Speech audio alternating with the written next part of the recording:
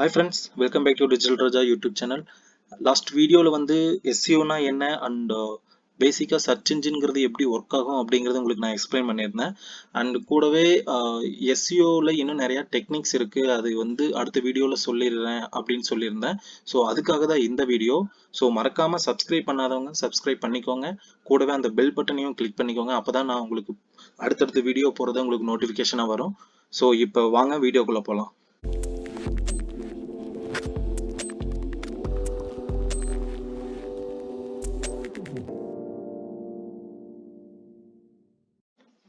SEO.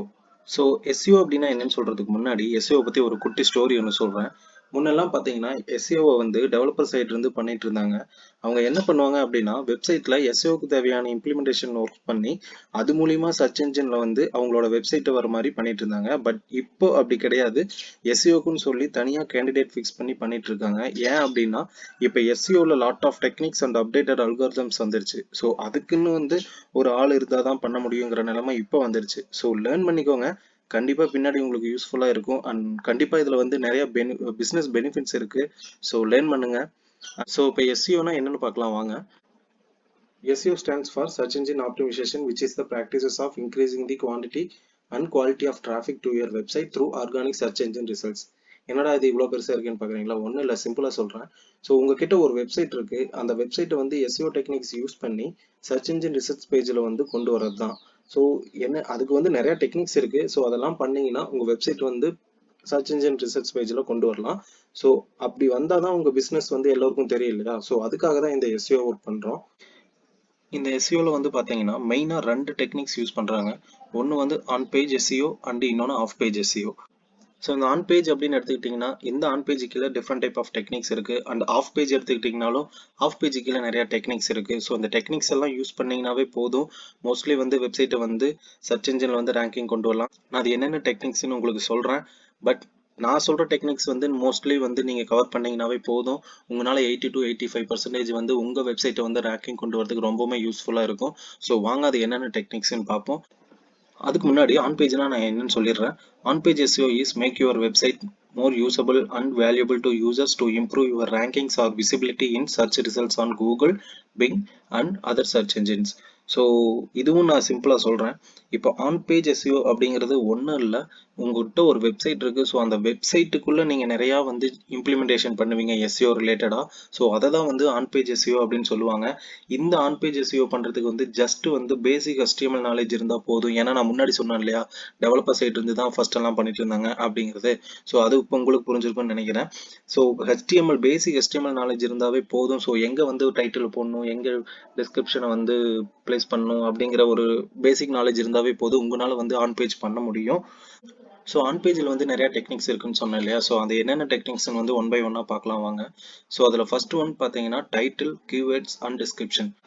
இந்த title, keywords and description use பண்ணி தான் வந்து கூகுளுக்கு வந்து நீங்கள் உங்கள் பிஸ்னஸ் எந்த மாதிரி பிஸ்னஸ் அண்ட் உங்கள் வெப்சைட் எந்த மாதிரி ரெலவெண்ட்டான வெப்சைட், அப்புறம் நீங்கள் என்னென்ன சர்வீஸ் பண்ணுறீங்க அண்ட் என்னென்ன ப்ராடக்ட் சேல் பண்ணுறீங்க அப்படிங்கிறது வந்து கூகுளுக்கு தெரியப்படுத்துறது முடியும் இது மூலிமா தான்.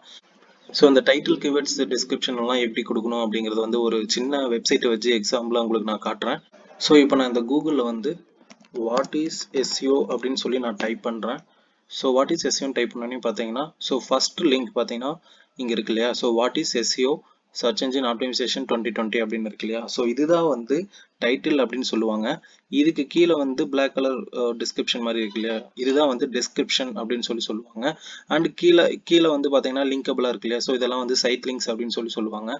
ஸோ உங்களுக்கு வந்து நான் இதை கிளிக் பண்ணி, ஸோ இதை நான் கிளிக் பண்ணுறேன். இது கிளிக் பண்ணோன்னே பார்த்தீங்கன்னா, ஸோ இந்த டைட்டில் இருக்கு இல்லையா? ஸோ இந்த டைட்டில் வந்து எங்கே வந்து ஹைலைட் ஆகும் அப்படின்னா, ஸோ நான் மவுஸை வந்து நாங்கள் வைக்கிறேன். இங்கே வச்சோன்னே இங்கே வந்து ஸோ கீழே வந்து பார்த்தீங்கன்னா what is SEO search engine optimization 2020 அப்படின்னு இருக்கு இல்லையா? ஸோ இந்த டைட்டில் தான் நம்ம வந்து இங்கே கொடுக்குற டைட்டில். ஸோ இங்கே கொடுக்குறது தான் இங்கே வந்து ஷோ ஆகும். ஸோ நாங்கள் மவுஸை வைக்கிற மறுபடியும், ஸோ இங்கே ஷோ ஆகுது இல்லையா? ஸோ இதுதான் வந்து டைட்டில் அப்படின்னு சொல்லுவாங்க. அண்ட் இன்னும் வந்து உங்களுக்கு ஈஸியாக புரியணும் அப்படின்னா இதனோட சோர்ஸ் கோடு காட்டுறேன். ஸோ சோர்ஸ் கோட் பார்த்தீங்கன்னா ஈஸியாக புரியும். ஸோ இப்போ நான் வந்து இந்த சோர்ஸ் கோடில் வந்து டைட்டில் அப்படின்னு சொல்லி டைப் பண்ணுறேன். ஸோ டைட்டில் டைப் பண்ணோன்னே பார்த்தீங்கன்னா, ஸோ இங்கே பார்த்தீங்கன்னா இங்கே தான் கொடுத்துருக்காங்க. So what is SEO search engine optimization 2020 MOZ. So இதுதான் வந்து டைட்டில். அண்ட் டெஸ்கிரிப்ஷன் வந்து இங்க கொடுத்துருக்காங்க பாருங்க, description. So Google SEO best practices, search engine optimization, SEO is the practices of, so இது சம்திங் ஓகேங்களா. ஸோ இது கொடுத்துருக்காங்களா, இதுதான் டிஸ்கிரிப்ஷன். ஸோ இது எங்க இருக்கும் அப்படின்னா கீழே இங்க நான் காட்டினேன் இல்லையா, so Google SEO best practices, sorry Google SEO best practices. So இந்த டெஸ்கிரிப்ஷன் தான் வந்து இங்க கொடுத்துருக்கிற டெஸ்கிரிப்ஷன். அண்ட் கீவேர்டு வந்து நீங்க கொடுத்தனையும் கீவேர்டு இந்த இப்போ வந்து டார்கெட் கீவேர்டு பார்த்தீங்கன்னா எஸ்இஓ தான். ஸோ இந்த எஸ்இஓ ரிலேட்டட் பார்த்தீங்கன்னா கீவேர்டு எங்க ஹைலைட் ஆகிக்கும் உங்களுக்கு கூகுள் ஷோ ஆகுது, இங்க எஸ்இஓன்னு இருக்கு. அண்ட் இங்க வந்து பார்த்தீங்கன்னா சர்ச் இன்ஜின் ஆப்டிமைசேஷன் இருக்கு. இங்க கீழே பார்த்தீங்கன்னா so SEO and search engine optimization, SEO. So main keyword இதுதான். ஸோ அதனால எஸ்இஓ ரிலேட்டடாக எதாவது சைட்ஸ் இருக்கோ ஸோ அது எல்லாமே இங்கே வந்து ரிசல்ட்ஸில் கொண்டு வந்துடும். ஸோ இப்படி தான் வந்து டைட்டில், டிஸ்கிரிப்ஷன் அண்ட் கீவேர்ட்ஸ் எல்லாம் கொடுத்து ஒர்க் பண்ணுறது. ஸோ இப்படி கொடுத்தீங்கன்னா தான் உங்களோட வெப்சைட் வந்து யூசருக்கு வந்து இங்கே இருக்குது அப்படின்னு சொல்லி சொல்ல முடியும். ஸோ அது மூலிமா வந்து உங்கள் பிஸ்னஸ் வந்து அவங்களுக்கு எல்லாத்துக்குமே தெரியும். என்னடா இது அவ்வளவுதானா, இந்த டெக்னிக்ஸ் யூஸ், இந்த ஃபர்ஸ்ட் டெக்னிக் யூஸ் பண்ணாவே போதும் போலயே, இந்த மாதிரி டாப்ல கொண்டு வந்துடலாம் போலயே அப்படிங்கிற மைண்ட் செட்டுக்கு தயவு செஞ்சு வந்துடாதீங்க. ஏன்னா இந்த ஃபர்ஸ்ட் பேஜ்ல இந்த டாப் ரிசல்ட்ஸ்ல இவன் கொண்டு வரதுக்கு இவன் எவ்வளவு கஷ்டப்பட்டிருப்பான்னு அவனுக்கு மட்டும்தான் தெரியும்.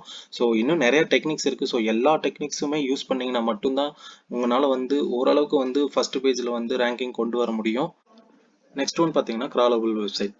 ஸோ இந்த கிராலபிள் வெப்சைட் அப்படிங்கிறது ஒரு யூசர் வந்து கூகுளில் வந்து உங்கள் பிஸ்னஸை தேடுறாங்க அப்படின்னா அந்த பிஸ்னஸ் ரெலவெண்ட்டாக உங்கள் சைட்டில் வந்து நிறைய இன்ஃபர்மேஷன்ஸ் இருக்கணும். ஸோ அவங்க என்ன கீவேர்டு போட்டு டைப் பண்ணுறாங்க, எது ரிலவெண்ட்டாக தேடுறாங்க அப்படிங்கிறது வந்து தெரிஞ்சுக்கிட்டு அந்த கீவேர்ட் பேஸ் பண்ணி உங்கள் பிஸ்னஸ் வந்து உங்கள் வெப்சைட்டில் வந்து அந்த பிஸ்னஸ் இன்ஃபர்மேஷன்ஸ் கொடுக்கணும். ஸோ அப்படின்னா தான் கூகுள் வந்து உடனே என்ன பண்ணும் அப்படின்னா, ஸோ யூசர் வந்து இந்த கீவேர்டு போட்டு தேடுறாங்க, ஸோ இந்த வெப்சைட்ல வந்து இந்த இன்ஃபர்மேஷன் இருக்கு, ஸோ இந்த வச்சுக்கோங்க அப்படின்னு சொல்லி கூகுள் இங்கிருந்து யூசருக்கு வந்து உங்க வெப்சைட்டை ஷோ பண்ணும். ஸோ இப்படி கிரால் பண்ணும். ஸோ இதுதான் வந்து கிராலபிள் வெப்சைட்.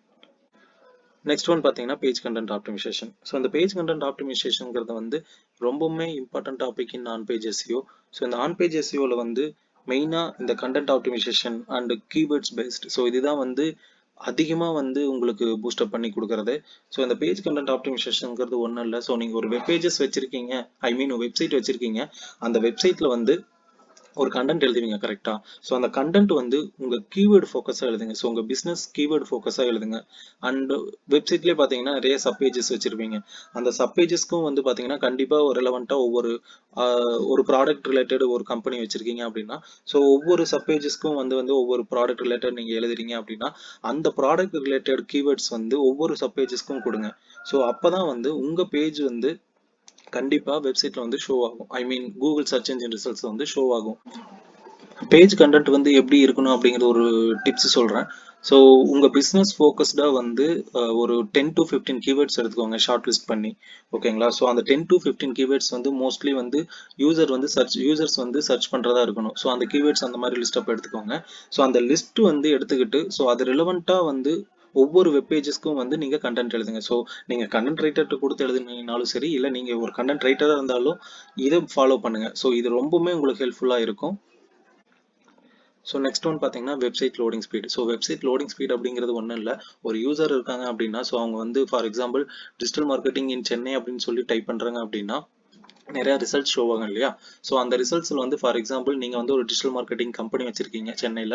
ஸோ உங்களோட வெப்சைட் வந்து அதில் ஷோ ஆகுது, ஃபார் எக்ஸாம்பிள் டாப் 3 பொசிஷனுக்குள்ள ஷோ ஆகுது அப்படின்னா அந்த யூசர் வந்து உங்கள் கம்பெனி கிளிக் பண்ணுறாங்க அப்படின்னா கிளிக் பண்ணோன்னே அவங்க வந்து ஈஸியாக வந்து பார்க்குற மாதிரி இருக்கணும். ஸோ கிளிக் பண்ணோன்னே எந்த ஒரு டிஸ்டர்பன்ஸும் இல்லாமல் லோடிங் வந்து ரொம்ப அதிகமாச்சு அப்படின்னா வந்து கண்டிப்பாக பவுன்ஸ் ஆகி யூசர் வந்து வெளியே போயிடுவாங்க. ஸோ வெளியே போனாங்க அப்படின்னா அடுத்த ரிசல்ட்ஸ் என்ன, மேபி ஸோ நான் ஒரு கம்பெனி வச்சிருக்கேன் அப்படின்னா, நானும் டிஜிட்டல் மார்க்கெட்டிங் ஓரியன்டாக இருக்கேன் அப்படின்னா, சரி ஓகே இவங்க போய் இதுக்குள்ள போய் பார்க்கலாம் அப்படின்னு சொல்லி என்னோட கம்பெனிக்குள்ள வந்து பார்ப்பாங்க.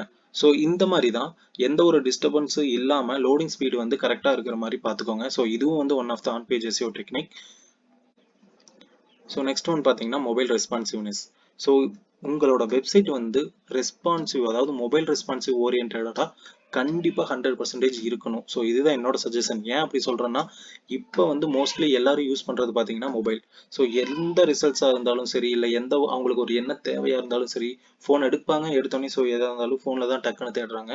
ஈவன் டெஸ்க்டாப் யூஸ் பண்ணுறதை விட லேப்டாப் யூஸ் பண்ணுறத விட ஃபோன் தான் அதிகமாக யூஸ் பண்ணுறாங்க. ஸோ கண்டிப்பாக உங்களோட வெப்சைட் வந்து ஃபர்ஸ்ட் ப்ரியாரிட்டி மொபைல் ரெஸ்பான்சிவ்னஸாக இருக்கணும். ஸோ உங்கள் டெவலப்பர் கிட்ட சொல்லிடுங்க என் சைட் வந்து ரெஸ்பான்சிவாக இருக்கணும் அப்படிங்கிறது. Next one image optimization. So இந்த இமேஜ் ஆப்டிமைசேஷன் அப்படிங்கிறது நீங்கள் ஒரு வெப்சைட் வச்சிருக்கீங்க, அந்த வெப்சைட்டில் கண்டிப்பாக நீங்கள் இமேஜஸ் யூஸ் பண்ணுவீங்க. ஸோ அந்த இமேஜ் கூட அந்த இமேஜோட அந்த இமேஜோட ஃபைல் நேம் கூட நீங்கள் ஃபோக்கஸ் பண்ணுற கீவேர்டு அண்ட் உங்கள் பிஸ்னஸ் ரிலவெண்ட்டான கீவேர்டு யூஸ் பண்ணி இருக்கிற மாதிரி பார்த்துக்கோங்க. லாஸ்ட் ஒன் பார்த்தீங்கன்னா பேஜ் யூஆர்எல்ஸ். ஸோ இந்த பேஜ் யூஆர்எல்ங்கிறது வந்து கண்டிப்பாக ரொம்பவுமே இம்பார்ட்டண்டான விஷயம் நீங்கள் இதில் பண்ண வேண்டியது. ஸோ நீங்கள் ஒவ்வொரு சப்பேஜஸ்க்கும் வந்து ஒவ்வொரு யூஆர்எல் கொடுத்துருப்பீங்க. ஸோ அந்த ஒவ்வொரு யூஆர்எலுமே வந்து கீவேர்ட் ஃபோக்கஸ்டாக நீங்கள் பில்ட் பண்ணுங்கள். ஸோ அப்போ தான் வந்து உங்களோட எஸ்இஓ ரேங்கிங் வந்து கண்டிப்பாக வந்து டாப்பில் வரும். So one of the best technique நான் இதில் சொல்லுவேன். ஸோ எவ்வளோ சப்பேஜஸ் இருந்தாலும் சரி, அந்த சப்பேஜஸ் எல்லாத்துக்கும் வந்து ஒவ்வொரு சப்பேஜஸ்க்கும் கண்டிப்பாக நீங்கள் ஒவ்வொரு ரிலவெண்ட்டாக நீங்கள் கண்டென்ட் வச்சிருப்பீங்க. ஸோ அந்த கண்டென்ட்ல மெயின் கீவேர்டு எது யூஸ் பண்ணுறீங்களோ அந்த கீவேர்டு வந்து அந்த யூஆர்எல்க்கு யூஸ் பண்ணுங்க. ஸோ உங்களுக்கு இது வந்து ரொம்ப ரொம்ப ரொம்ப ஹெல்ப்ஃபுல்லாக இருக்கும். இந்த பேஜ் யூஆர்எல்ஸ்க்கு நான் வந்து உங்களுக்கு ஒரு எக்ஸாம்பிள் காட்டுறேன். ஸோ நம்ம லாஸ்ட்டாக டைப் பண்ணி இருந்தது வாட் இஸ் எஸ்இஓ, இதுவே எடுத்துக்கலாம். ஸோ நான் இந்த லிங்கை கிளிக் பண்ணுறேன். ஒரு நியூ லிங்க் நியூ டேப்பில் ஓப்பன் பண்ணுறேன். ஸோ இங்கே கொடுத்துட்டேன். ஸோ நான் இங்கே டைப் பண்ணது என்ன, வாட் இஸ் எஸ்இஓ, அந்த கீவேர்டு. ஸோ இந்த கீவேர்டோட யூஆர்எல் பார்த்தீங்கன்னா இங்கே பார்த்தீங்கன்னா வாட் இஸ் எஸ்இஓ. ஸோ அதே யூஆர்எல் அண்ட் சாரி அதே கீவேர்டு தான் இந்த யூஆர்எல்க்கு யூஸ் பண்ணியிருக்காங்க. And for example so ranking and visibility நான் கிளிக் பண்ணுறேன். So open new link. So இங்கே பாருங்க. ஸோ இந்த லிங்க்கும் பார்த்தீங்கன்னா ரேங்கிங் அண்ட் விசிபிலிட்டி. ஸோ நான் இது வந்து ரேங்கிங் அண்ட் விசிபிலிட்டி கிளிக் பண்ணேன். ஸோ அதை கிளிக் பண்ணோன்னே இந்த யூஆர்எல் பார்த்தீங்கன்னா ரேங்கிங் அண்ட் விசிபிலிட்டிங்கிற அந்த கீவேர்ட் பேஸ் பண்ணி தான் இந்த யூஆர்எல் பில்ட் பண்ணியிருக்காங்க. ஸோ இதே மாதிரி தான் எனக்கு தெரிஞ்ச எல்லா கீவேர்டுமே அந்த யூஆர்எல் பில்டரில் வந்து யூஸ் பண்ணியிருப்பாங்க. ஸோ கண்டிப்பாக வந்து உங்களுக்கு இது ரொம்பவுமே ஹெல்ப்ஃபுல்லாக இருக்கும். ஸோ இதை கண்டிப்பாக யூஸ் பண்ணுங்கள். ஸோ இந்த 7 டெக்னிக்ஸ் உங்களுக்கு கண்டிப்பாக ஹெல்ப்ஃபுல்லாக இருந்திருக்கும் இந்த ஆன் பேஜ் எஸ்இஓவில். அண்ட் அடுத்த வீடியோவில் ஆஃப் பேஜ் எஸ்இஓ பற்றி நான் உங்களுக்கு எக்ஸ்பிளைன் பண்ணுறேன். அதனோட டெக்னிக்ஸ் அண்ட் அதனோட டைப்ஸ் எல்லாம் வந்து உங்களுக்கு கண்டிப்பாக நான் எக்ஸ்பிளைன் பண்ணுறேன். ஸோ இந்த வீடியோவில் உங்களுக்கு ஏதாவது டவுட் இருந்தால் கண்டிப்பாக கமெண்ட் பண்ணுங்கள், நான் உங்களுக்கு எக்ஸ்பிளைன் பண்ணுறேன். ஸோ அதுக்கு முன்னாடி இந்த சேனலை மறக்காமல் சப்ஸ்கிரைப் பண்ணுங்கள், ஷேர் பண்ணுங்கள். Thank you all. Goodbye.